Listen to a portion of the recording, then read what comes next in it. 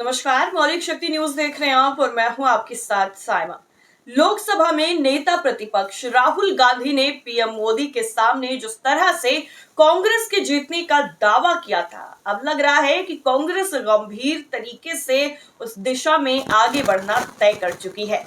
कम से कम राहुल गांधी के हालिया 2 दिन के दौरे से तो यही साफ तौर पर नजर आ रहा है।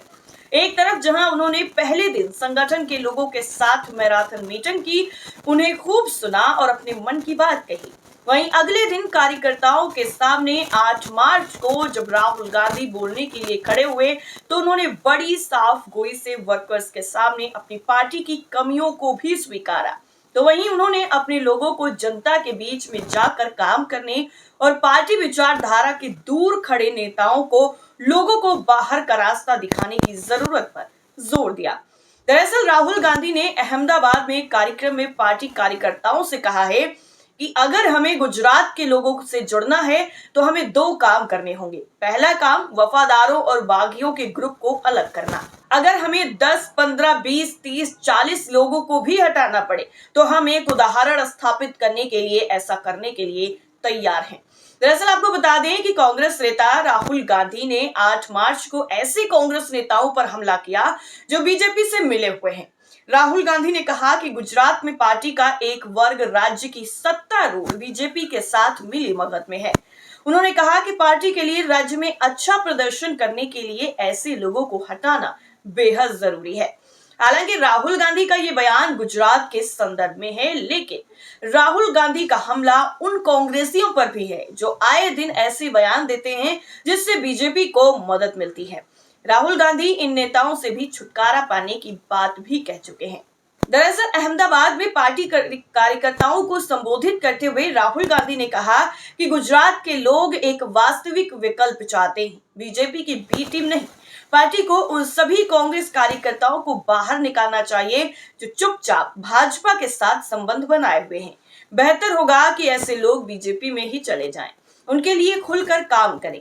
राहुल गांधी ने आगे कहा कि इन लोगों को खुलकर भाजपा के लिए काम करने दो, मुझे यकीन है कि बीजेपी भी उन्हें स्वीकार नहीं करेगी।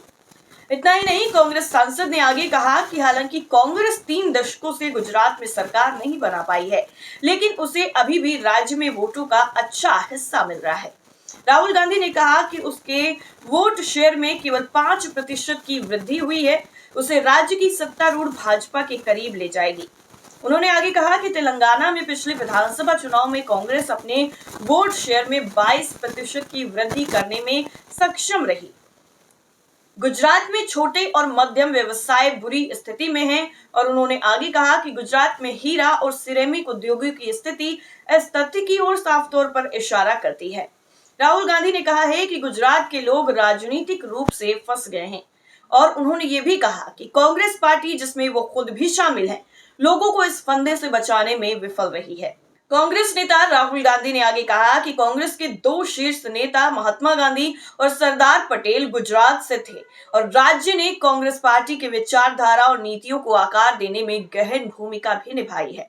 आगे राहुल गांधी कहते हैं कि कांग्रेस को गुजरात के लोगों तक पहुंचना चाहिए और उन्हें गांधी और पटेल से जो सीख मिली है उसके साथ राज्य में अपनी खोई हुई जमीन वापस पानी चाहिए। दरअसल अहमदाबाद के 2 दिवसीय दौरे पर आए राहुल गांधी शुक्रवार को शहर पहुंचे हुए थे और शुक्रवार को कांग्रेस नेताओं के साथ कई बैठकें की, जिसमें उन्होंने पार्टी को मजबूत करने के तरीकों पर भी चर्चा की। अगले महीने एआईसीसी का यहां एक सत्र होगा जिसमें विस्तारित कांग्रेस कार्य समिति की बैठक और एक प्रतिनिधि सम्मेलन भी शामिल होगा।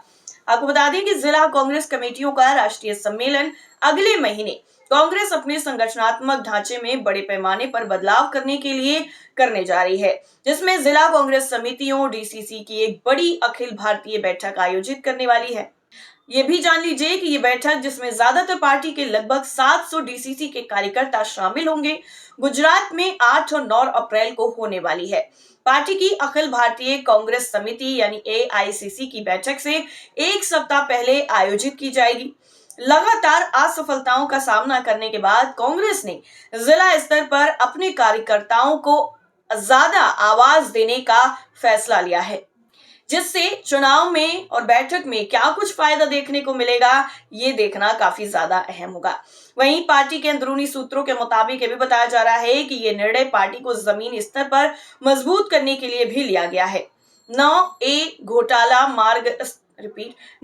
कोटला मार्ग स्थित पार्टी के नए मुख्यालय इंदिरा भवन में आयोजित होने वाली इस बैठक में संगठन के कामकाज के महत्वपूर्ण पहलुओं पर भी चर्चा की जाएगी। पार्टी के एक वरिष्ठ नेता ने कहा है कि हम विचार मंथन करेंगे और नए विचार सामने लाएंगे। भूमिकाएं परिभाषित की जाएंगी। उम्मीद है कि डीसीसी को अधिक स्वायत्तता दी जाएगी ताकि संगठन में उनकी बात ज्यादा सुनी जा सके। हमारी प्राथमिकता डीसीसी को सशक्त बनाना है। अब चलिए आपको बताते हैं कि आखिर राहुल गांधी का जो पूरा का पूरा फोकस है वो गुजरात पर क्यों है, और ये बहुत खास है। दरअसल राहुल गांधी ने कार्यकर्ताओं को एकजुट होकर जनता की सेवा में जुटने और राज्य के युवा, किसान, व्यापारी और महिलाओं के हक में आवाज में उठाने की बात भी कही है। राहुल गांधी के संबोधन से दो चीजें साफ तौर पर नजर आ रही हैं कि पहला, संगठन में ऊपर से नीचे तक बदलाव, और दूसरा, बीजेपी के खिलाफ लड़ाई का एक बड़ा कुरुक्षेत्र गुजरात बनने जा रहा है। आने वाले दिनों में कांग्रेस, खासकर पार्टी के शीर्ष नेतृत्व का गुजरात पर खासा फोकस होने जा रहा है। राहुल गांधी समझ रहे हैं कि अगर पीएम मोदी और अमित शाह की अगुवाई वाली बीजेपी को हराना है या उसे कड़ी टक्कर देनी है तो ये काम उन्हीं के गढ़ में करना होगा। वहीं बीजेपी कांग्रेस की टक्कर में अक्सर कांग्रेस कमजोर पड़ जाती है। इस मिथ को तोड़ने के लिए भी कांग्रेस को अपना बेहतर प्रदर्शन करना होगा, जिससे वो अपनी खोई हुई जमीन वापस पा सकती है। अगर गुजरात में कांग्रेस 2017 से बेहतर प्रदर्शन करती है तो जहां कांग्रेस के भीतर बीजेपी को हराने का आत्मविश्वास पैदा होगा, वहीं विपक्ष लेकर जमीन तक संदेश जाएगा कि कांग्रेस बीजेपी को हरा सकती है। इससे कांग्रेस को उसका खोया हुआ स्वामित्व भी मिल जाएगा और खोई हुई जमीन भी गुजरात में मिल सकती है। फिलहाल के लिए इस रिपोर्ट में इतना ही। बाकी खबरों के लिए जुड़े रहिए मौलिक शक्ति न्यूज के साथ। तब तक के लिए नमस्कार।